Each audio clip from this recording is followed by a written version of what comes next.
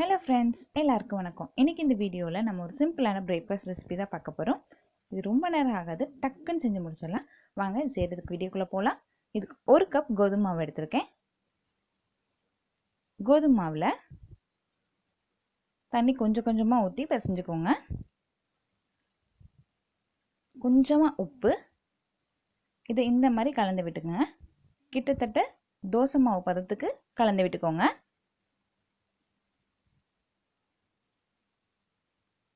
இப்போ ஒரு பேனில் எண்ணெயை ஹீட் பண்ணிக்கலாம்.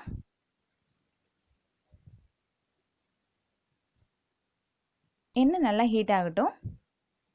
ஹீட் ஆனோடனே நம்ம கலக்கி வச்சுருக்க மாவில் கொஞ்சம் கொஞ்சமாக எடுத்து இதில் போட்டுடலாம். இந்த மாதிரி போட்டு பொரிச்சுக்கோங்க. இப்போ பாருங்கள், இது ஒரு மீடியம் ஃப்ளேமில் தான் வச்சுருக்கேன், ஹை ஃப்ளேமில் வைக்க வேணாம். அப்போ தான் உள்ளேயும் நல்லா வேகும். இது வெந்ததுக்கப்புறம்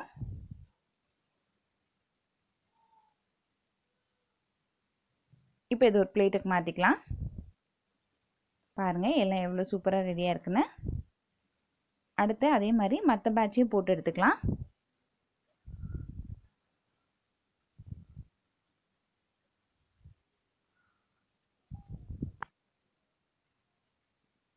பாருங்கள், இப்போ எல்லாமே ரெடியாக இருக்குது.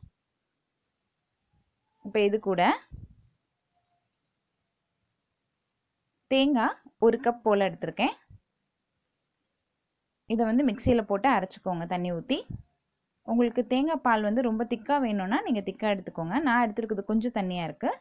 நான் அதனால் 2 கப் தண்ணி சேர்த்து அரைச்சிருக்கிறேன். இப்போ இதை நல்லா வடிகட்டிக்கோங்க. இப்போ தேங்காய் பால் ரெடியாக இருக்குது. அது கூட 3/4 கப் போல் சர்க்கரை உங்களுக்கு தேவையான அளவு சேர்த்துக்கலாம். 2 ஏலக்காய் தட்டிட்டு சேர்த்துக்கோங்க. இப்போ தேங்காய் பால் ரெடியாக இருக்குது. இப்போ இது கூட இப்போ நம்ம ரெடி பண்ணி வச்சுருந்த கோதுமை மாவு பணியாரத்தை சேர்த்துக்கலாம்.